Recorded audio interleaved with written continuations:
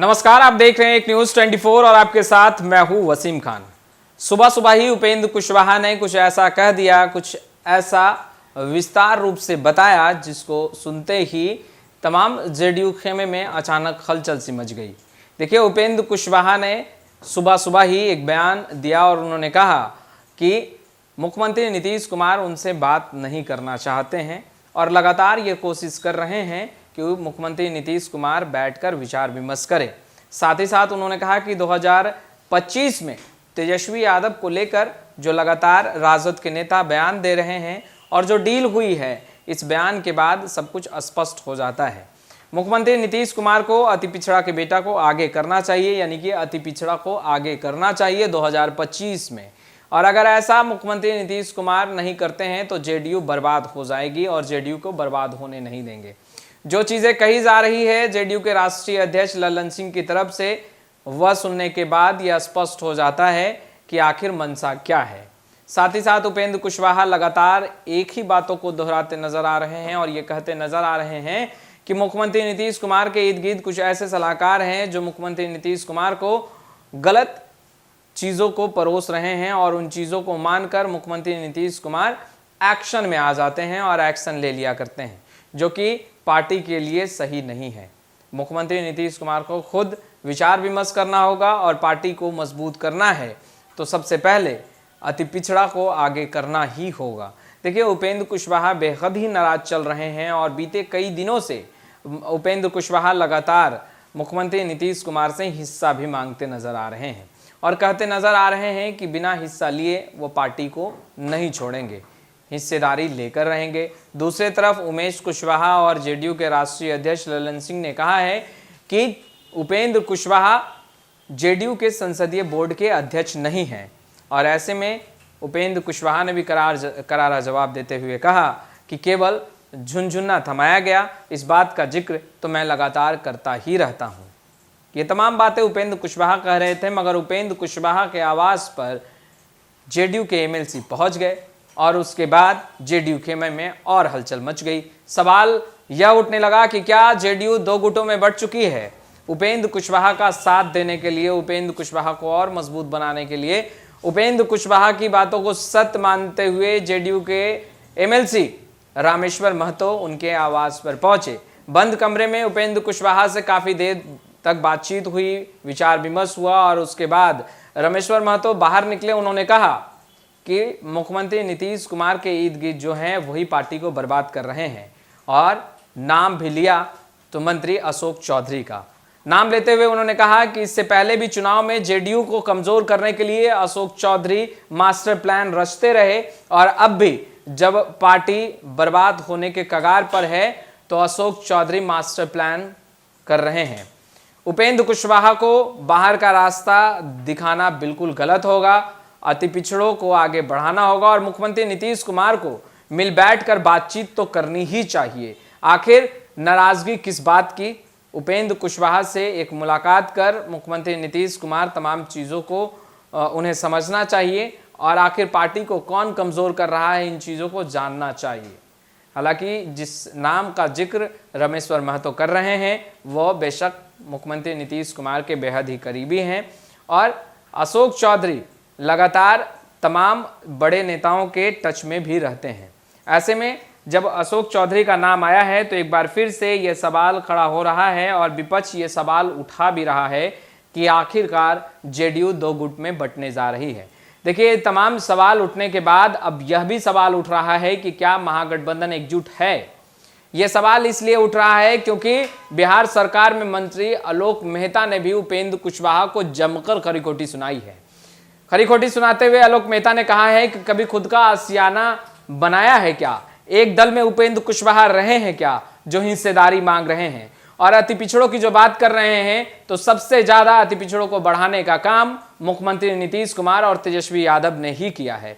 ऐसे में उपेंद्र कुशवाहा जो बयान दे रहे हैं, स्क्रिप्ट कहीं और से लिखा जा रहा है और केवल बयान और बोल उपेंद्र कुशवाहा के हैं। अब इन तमाम बातों के बाद ऐसा तो लग रहा है कि बिल्कुल महागठबंधन में कुछ ठीक ठाक नहीं चल रहा है। उपेंद्र कुशवाहा जेडीयू से बाहर जाने का नाम नहीं ले रहे हैं। मुख्यमंत्री नीतीश कुमार ने भी बीते दिनों एक बयान दिया था। उन्होंने कहा कि अगर पार्टी को मजबूत करना चाहते हैं, पार्टी के साथ चलना चाहते हैं और पार्टी के नीतियों के साथ चलना चाहते हैं, तो बेशक अपना प्रचार बयान के माध्यम से कम करें और पार्टी को मजबूत करने में लग जाएं। और अगर वो अपना प्रचार बयान के माध्यम से करना चाहते हैं तो द्वार खुला है, वो बाहर जा सकते हैं। ऐसे में अब देखने वाली बात ये होगी कि जहां महागठबंधन के तमाम बड़े नेता एक साथ प्रेस कॉन्फ्रेंस करते हैं और ये कहते हैं कि बिहार के पूर्णिया में एक आम सभा का आयोजन किया जाना है और तमाम महागठबंधन के शीर्ष नेतृत्व उस आम सभा में पहुंचेंगे, प्रधानमंत्री नरेंद्र मोदी और केंद्र सरकार का पोल खोल होगा, तो क्या उपेंद्र कुशवाहा उस आम सभा के हिस्सा होंगे? यह भी एक सवाल है और यह सवाल पूछा भी गया जगदानंद सिंह और उमेश कुशवाहा से, पर इन तमाम सवालों का जवाब देने से कतराते नजर आए और कहा कि विषय देश को बचाने का है, विषय बीजेपी मुक्त बनाने का है। और ऐसे में उपेंद्र कुशवाहा का जो सवाल है, अभी वर्तमान में जिन विषयों पर सभा और प्रेस कॉन्फ्रेंस हो रहा है उसी पर रहे तो ज़्यादा बेहतर होगा। खैर, अब तो पता चलेगा आम सभा में ही कि उपेंद्र कुशवाहा को बुलाया गया या नहीं बुलाया गया। दूसरी तरफ उमेश कुशवाहा ने कहा कि पार्टी और महागठबंधन एकजुट है और जो भी ये बातें कह रहे हैं कि महागठबंधन में टूट है, जेडीयू में बहुत घमासान है, जेडीयू में टूट होने वाली है, ये गलत अफवाह है। सब कुछ ठीक ठाक चल रहा है और जब आम सभा होगा तो सब कुछ दिख जाएगा। खैर, अब हम थोड़ा और आगे बढ़ते हैं। अब हम बात करते हैं बिहार सरकार में मंत्री जमा खान की।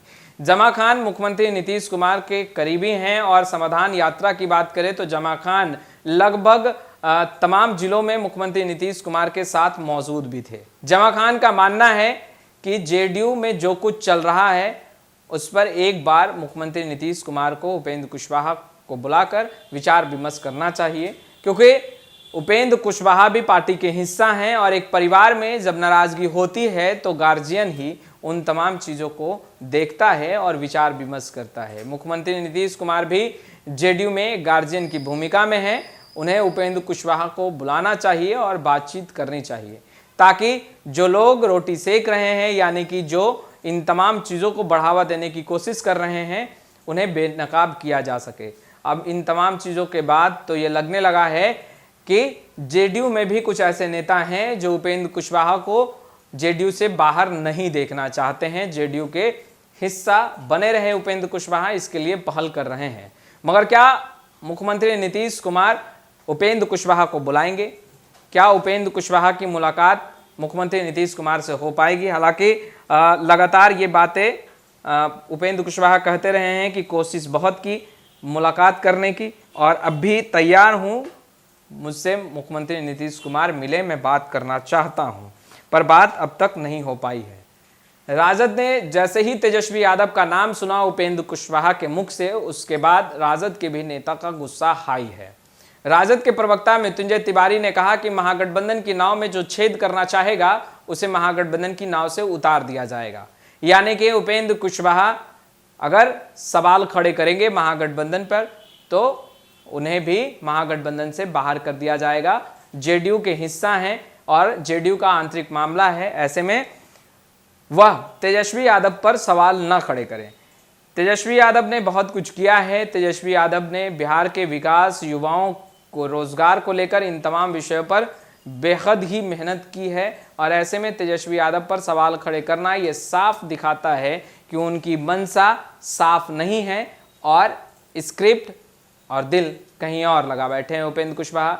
दिल और स्क्रिप्ट का चर्चा तो इस कदर बिहार की राजनीति में हो रहा है जैसे इससे पहले भी उपेंद्र कुशवाहा स्क्रिप्टेड बातें बोलते रहे हों। खैर, क्या स्क्रिप्ट लिखा जा रहा है कहीं और से? क्या उपेंद्र कुशवाहा उस स्क्रिप्ट के आधार पर ही बयान दे रहे हैं? ये तमाम सवाल हैं और इन तमाम सवालों का जवाब हम आप तक पहुंचाते रहेंगे। जिस तरीके से बिहार की सियासत गर्म है, हम तमाम सियासी गलियारों की चर्चा जो है वो आप तक बहुत तेज़ी से पहुंचा भी रहे हैं।